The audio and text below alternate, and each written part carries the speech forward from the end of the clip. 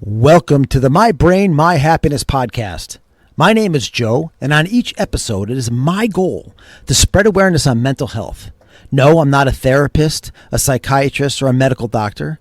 I'm just a guy who has had a lifelong relationship with mental illness, specifically OCD.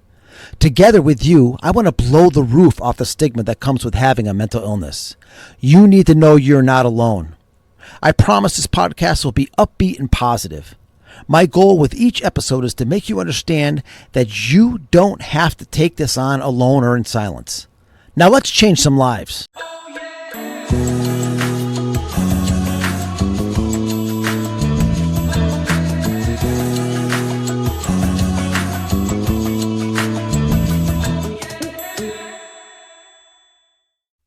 Hey, what's up? What's up, everybody?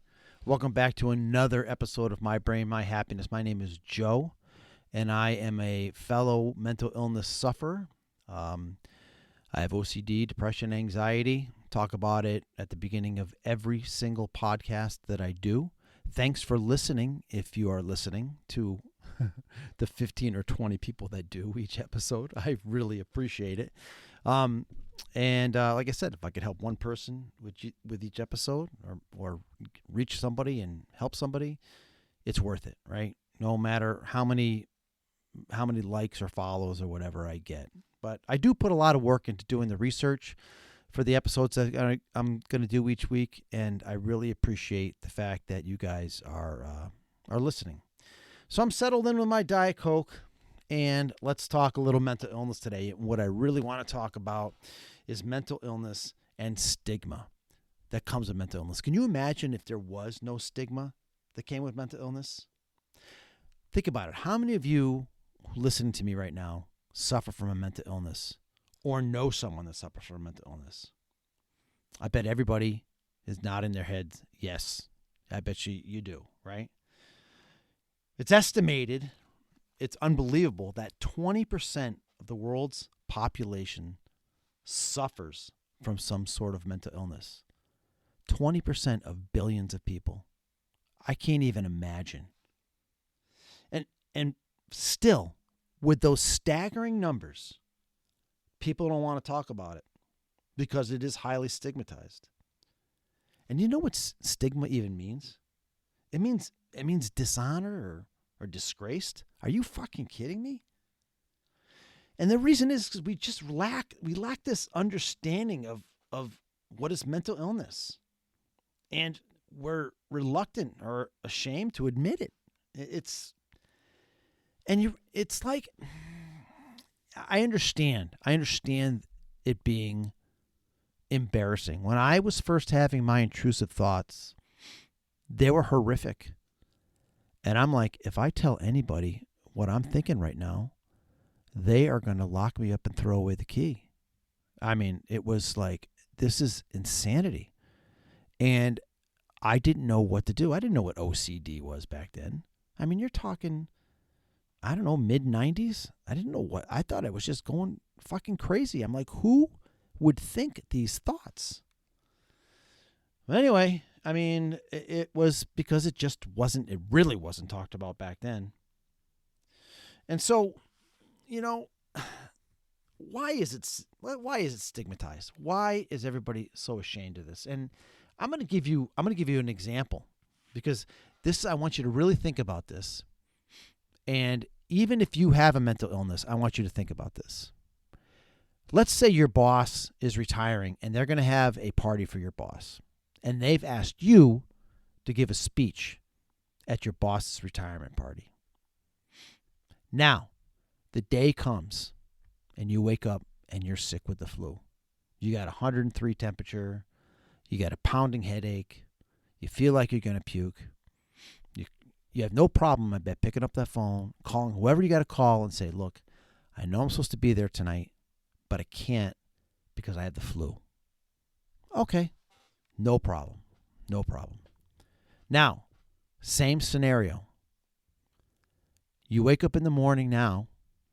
Your anxiety is through the roof. Your depression is going crazy. Your OCD is out of control. I don't care what it is. Whatever mental illness you have is flaring up, out of control, and you are in a bad place. Are you going to pick up the phone and make that same phone call and say, hey, I can't make it tonight. I'm sorry, but my anxiety, I have an anxiety disorder. I have depression. Or I have obsessive compulsive disorder, whatever it is. And it's really bad today. It's really bad. And there is no way that I can get up and give a speech tonight. It's just not possible for me to do. Are you going to make that same phone call? I know, and I will admit that I've never picked up the phone and called work and said, I can't come in today because my depression's high. And what's sad is that you should be able to, because it shouldn't be treated medically speaking, it should be treated differently.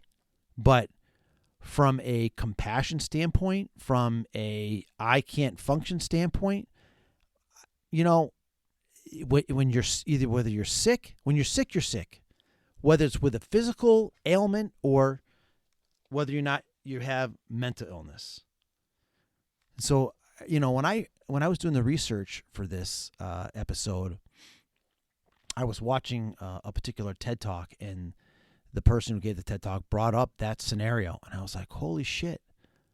I don't know. I know I wouldn't do it. And I'm the one who's always out here saying, we need to talk about mental illness. We need to bring it to the forefront, blah, blah, blah.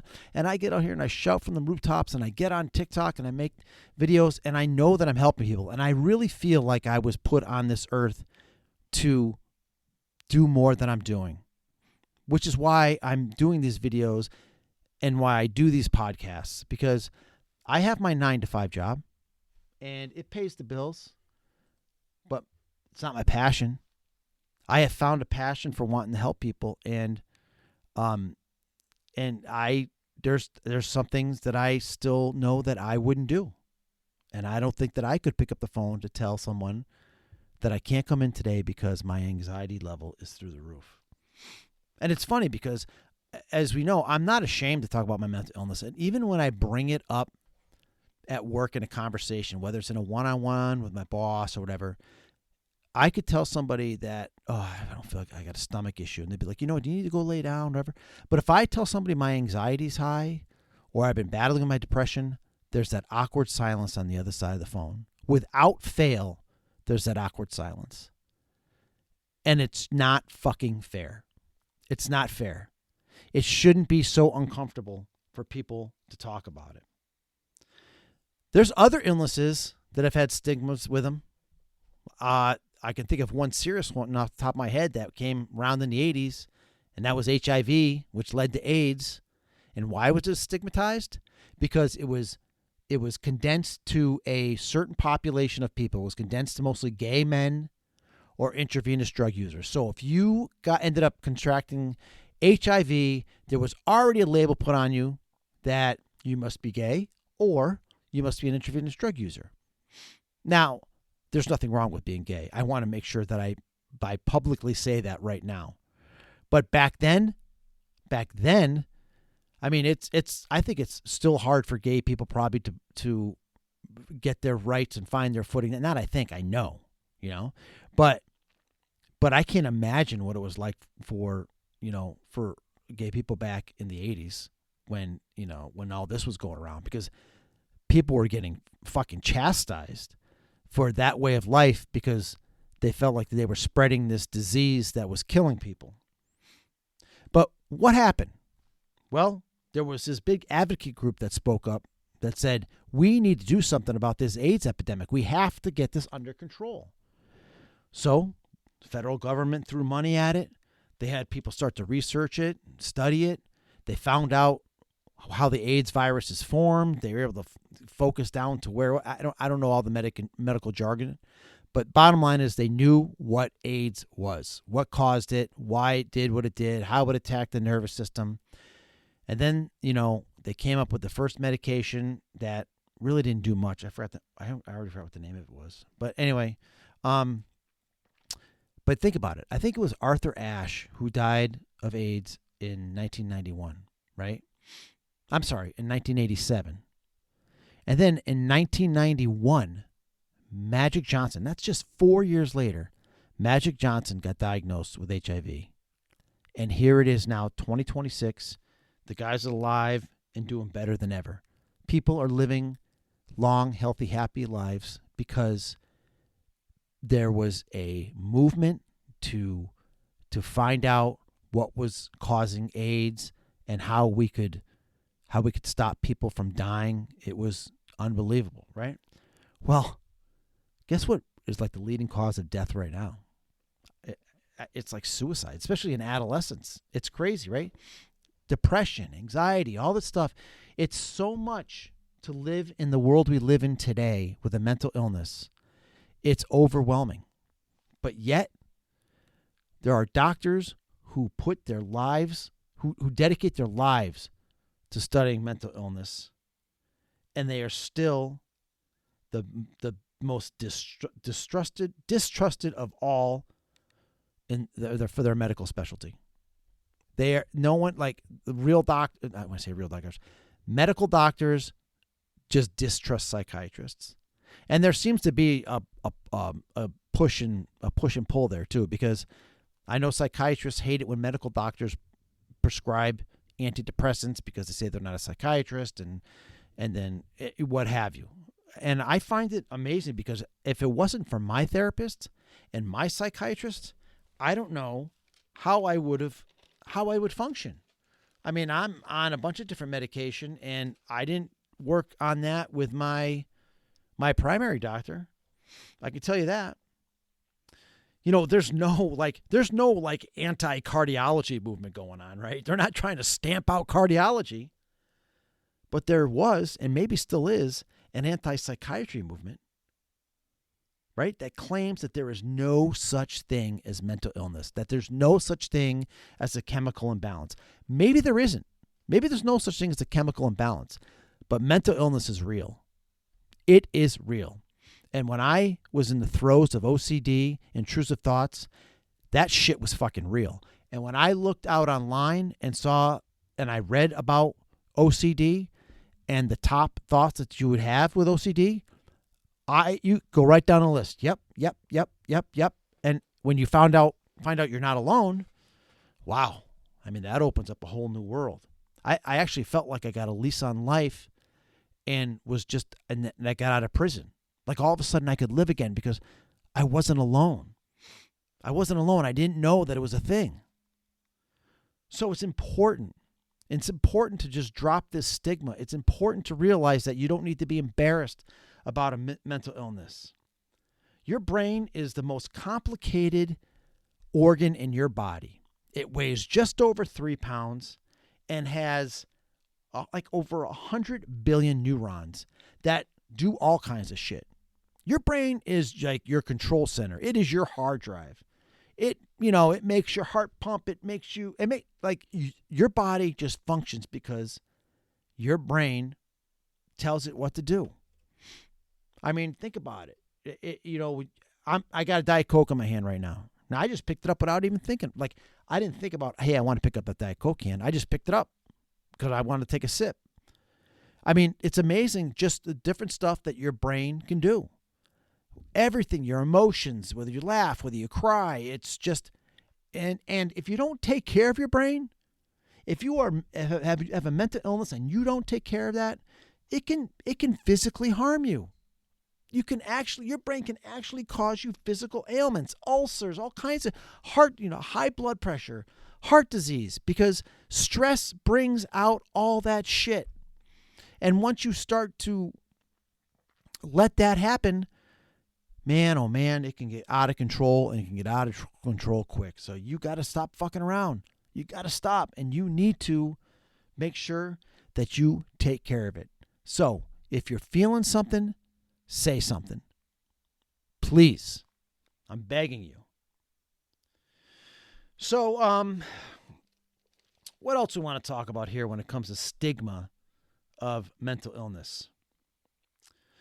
Well, I can tell you this. So I talked about all the medication that I'm on, and there is all kinds of therapy, right? There's medication, there's exposure therapy, there's therapists and psychiatrists. Well, psychiatrists, I think, always are going to go towards the medication route. That's their thing, right? I mean, I'm pretty sure. I could be wrong, but I would think that, when you go to get mental health medication, you go to a psychiatrist. A therapist, cannot prescribe medication, but a psychiatrist can. But different treatment will work different for different people. Not everyone's going to get the same results. Maybe you won't find the right therapist at first. Medication, especially mental health medication, is trial and error. It's like a crapshoot, man. Like, you have to really work with a psychiatrist to dial that in and find the right dosage, find the right medication, really talk about your symptoms. And then if you're open and honest, then you could really get the help that you need. I find it shocking that in the 21st century, we have so many when we have so many treatments now, that people still suffer from a lack of awareness, lack of access to care, and still because of the stigma that comes with having a mental illness. Like I said, imagine if there was no stigma, right? Imagine the whole landscape could change. Early detection, intervention. There could be screening in place. They already have this stuff in place.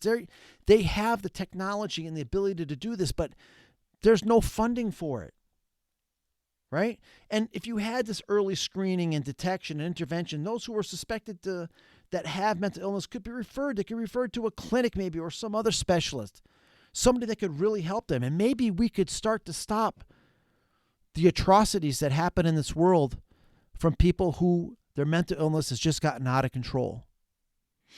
And we call them monsters. And I get it.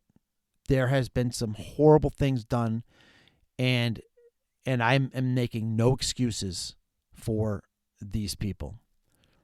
But in almost all these cases, there was recognizable mental problems, and nobody said a fucking word. Nobody said a word. I live in Connecticut, and, Adam Lanza shot up Sandy Hook. And there's been so many stories that have come out, but the lead up to that is fucking disgusting, right? It's disgusting. And then all those children that got killed and teachers, but there was signs. There were signs that people just ignored. And I'm going to tell you something. That really pisses me off, because nothing upsets me more than children being killed. I am disgusted with the fact that our kids go to school and that it should be their safe haven. And it's not. And they're learning, mass shooting drills and all kinds of shit. It's scary. It's scary. And it's because of the whole climate of our world has changed. Mental illness is more prevalent than ever. And we're doing not a whole lot to get this shit under control. And if we could have early detection, maybe we could stop a person from suffering. Did you know that the average person will suffer from depression for like 7 years before they will even say anything? Before they'll seek any treatment, they will battle it for an average of 7 years. They go, hey, how long has it been going on? No, it's been going on for years now. Because they don't want to admit it. They're afraid. They're afraid that people are going to think they're crazy. And it's amazing to me when I opened up about my mental illness, when I get out here and I open up to you, there's people listening to this podcast that have no idea who I am. They've never met me. And I'm telling you everything about me, right? I've talked to you about all my mental illness and stuff. Like when I'm talking about OCD, I had thoughts of like that I was going to murder people. I had, disgusting sexual, intrusive thoughts. And these are all, if you look at OCD, intrusive thoughts, they're all common. Like you think you're going crazy. You're like, what kind of person thinks this shit? Like, why is this popping in my head? What the hell is wrong with me? Yeah, I'm not like this. And it wasn't until I realized that I control my thoughts do not control me. And once I stopped fighting my thoughts, and I mentioned that in the last another episode, I just don't fight my intrusive thoughts anymore. If they pop in, I just let myself think them. Whatever. I'm not going to do anything. Just because I'm thinking it doesn't mean it's going to happen. And so it kind of went away. I mean, I take medication, but I mean, it was like years of therapy and research and finding some tools in the tool belt to be able to deal with it. But I spoke up. I went to the doctor one time in tears because I thought I had pancreatic cancer. I was like, I don't know, 25. I don't even know how old I was. I was young. I'm 56 now. And I remember the doctor saying, you know what, Joe, I've seen a lot of people with pancreatic cancer, and it's a terrible disease. And I have to say, you don't look like any of them. But it was my primary doctor who did recognize first, ironically, because I was just complaining about earlier, who recognized first that I had a problem with a mental illness. But apparently he was more of an open doctor. He has since retired. But he was the first one to recognize it. And it just would be great. If we had screening and stuff like that, or what I was talking about, maybe women wouldn't experience pre or postpartum depression as much. I don't know if I talked about it, but they also have, when I was in the mental hospital back in 2016, when I had my breakdown, another thing you may or may not know about me, they actually did a blood test. They were doing blood tests on people. You could volunteer to do it, and based on your condition, they would run the blood test, whatever. It was like a DNA test, and it would determine what it would thought was the best medication for you, what your body would absorb and tolerate the best based on your blood type. I thought that was really cool. Now, I don't remember I don't remember what the results of that was for me. If they told me at all, I have no idea. And there's a lot of people out there. We're always screaming about the cost of healthcare right now. But did you know that most experts will tell you, right? Most healthcare experts will tell you that they have found that this screening and intervention actually reduces the cost of healthcare. Because you're getting help ahead of time. Because like I said, your brain can make your body feel anything. So you can make yourself sick by thinking it. And so people call in sick and they go to the doctors people go to the emergency room because they're having a panic attack. They think they're having a heart attack. I know I've ended up in the emergency room thinking I was having a heart attack.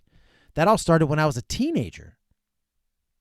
But if I had just realized what panic attacks were back then and I was getting treatment for it, I wouldn't be there. But there are people who end up in the emergency room every single day with panic attacks, thinking they're dying. Okay? So I'm going to ask you, how do we stop the suffering? How do we drop the stigma? We have to recognize mental illness for what it is. A medical condition that can be treated. Period. And if someone you know shows signs of it, go ahead and ask them if they're okay. If they're not acting themselves, it's okay to go up to them in person, to him and her, and say, "You all right? Is everything okay?" If they were grabbing their back or whatever, grabbing their chest, you'd probably, without even, no questions asked, you'd be like, "You all right? You okay? Sit down here. Let me get you some water." But someone could be acting a little goofy, a little off, and nobody wants to say a word. They're afraid. Don't be afraid. Don't be afraid. Go up there and talk to that person. Compassion is the best thing that we can do. Show some compassion. Muster up. Find the muster and mental the will. That didn't sound right. I want you to ask you to find yourself the will to reach out to people, raise awareness, and let's put an end to the stigma of mental illness. Sorry about that little goof up at the end. I was reading my notes and I just wrote things out of order there, so I apologize. But let's stop this stigma and let's be kind to one another. Tell your loved ones that you love them. And thanks again for listening to My Brain, My Happiness. My name is Joe. Peace, and I love you.